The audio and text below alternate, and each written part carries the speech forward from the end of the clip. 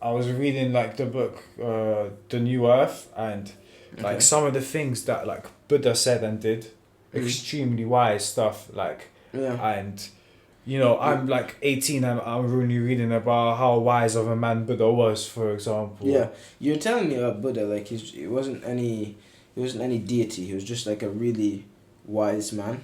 Yeah, but right? like this is the story. He was extremely rich.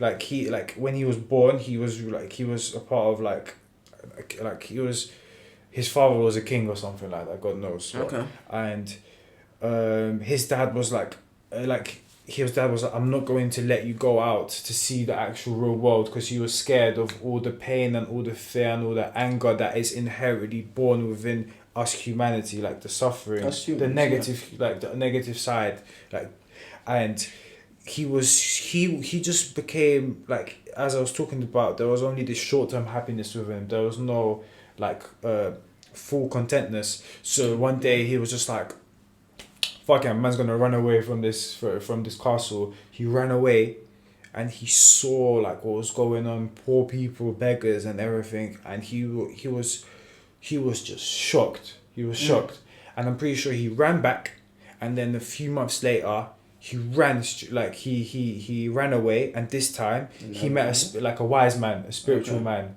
and he said something to him. And it was something. It was just some very wise stuff. And since that day, he never came back.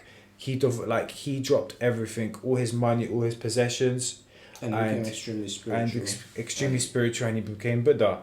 And I can't on the top of my head tell you some of the stuff he said, but like he talks about like pain and like how it's normal, and it's a part of this world, and it is going to happen, and you have to, and also like us humans, we're inherently selfish, for example, all of that stuff. Yeah, well, we're inherently selfish, and we have a big confirmation bias as a human, which is why, like, if, for example, many people, if you're born into a certain religion, you stay in it your whole life. Yeah, that's bad.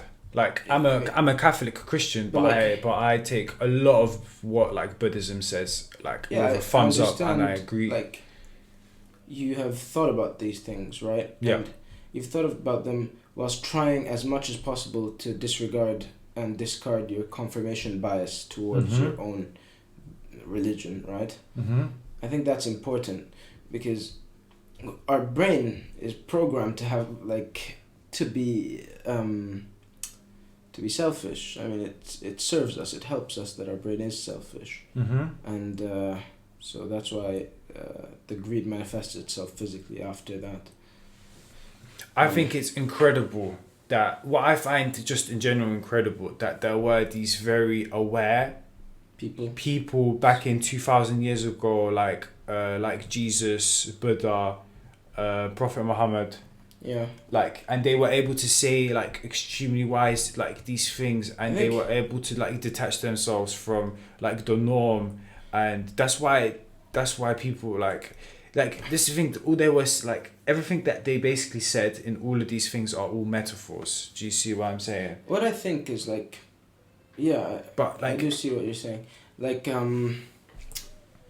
the Buddha story is really nice, because it's like, I think this is the best quote. He's a man amongst men, but a wise man amongst men. And he is a man. He's not considered a god, and that's also very cool, because in essence we can become like him. Do you see what I'm saying? With I think you can reach a state of mindfulness. Yeah, just like him.